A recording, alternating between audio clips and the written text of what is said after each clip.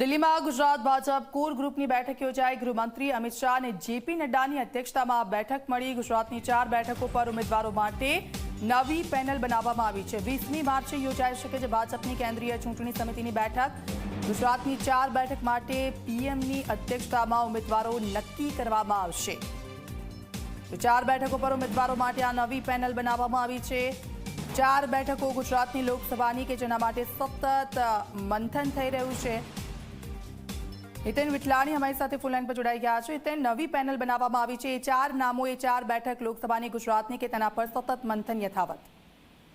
નિશ્ચિત તौर पर જુઓ, ગઈકાલે સાંજે ગૃહમંત્રી અમિત શાહ અને જેપી નડ્ડાની અધ્યક્ષતામાં ગુજરાત બીજેપી કોર કમિટીની બેઠક મળી હતી, જેમાં મુખ્યમંત્રી ભૂપેન્દ્ર પટેલ, પ્રદેશ અધ્યક્ષ સી આર પાટીલ અને સંગઠન મહામંત્રી રત્નાકર, આ 3 નેતાઓ જે છે તે હાજર હતા।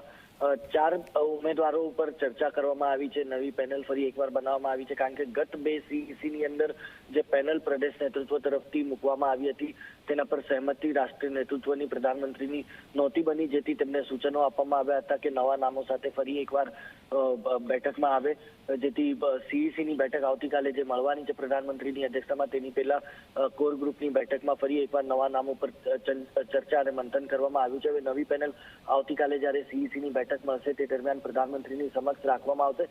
તેના સિવાય 5 વિધાનસભાની જે બેઠકો જેના ઉપર પેટા ચૂંટણી યોજાવાની છે તેના નામો પર પણ ચર્ચા કરવામાં આવી છે। તે નામો પણ પ્રધાનમંત્રીની સમક્ષ રાખવામાં આવશે અને હોઈ શકે છે કે 21 થી 22 માર્ચ સુધીમાં જે છે ભારતીય જનતા પાર્ટી તમામ ઉમેદવારોની જાહેરાત કરી દે તેવી શક્યતા દેખાઈ રહી છે। બિલકુલ, આભાર હિતેન, આપની પાસેથી માહિતી લેતા રહીશું।